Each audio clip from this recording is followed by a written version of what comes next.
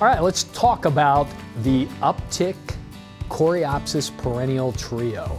Let me just mention, perennials mean these plants come back year after year. So they are great in that way. You plant them this year and they'll be back next spring, and the spring after, and the spring after. Coreopsis are really nice plants. They actually get kind of nice and bushy.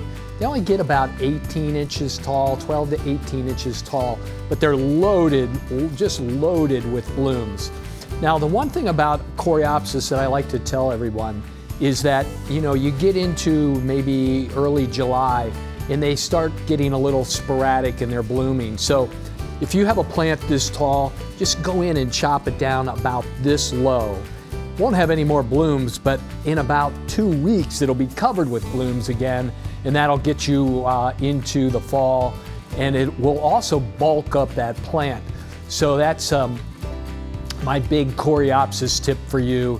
And over a couple of years, that plant will probably be about this round if you follow those instructions. Plant it in full sun. You've got three plants in this trio, and they're 3 different colors. So we've kind of given you a little mix. They also work really well with the other perennials that we have in the catalog. So look at what else we have in there, and look at the sizes, and just imagine planting these different perennials together, and then you can kind of create a nice little perennial garden.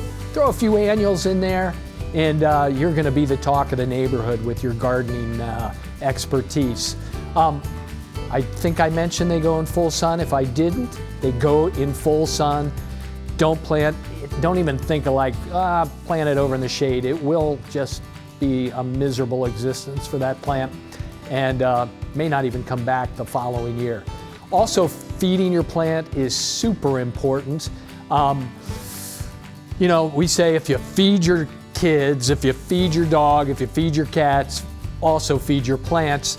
They need food just as much as everyone else. And what happens when you start feeding your plants, you're going to notice, wow, these things are just really gorgeous.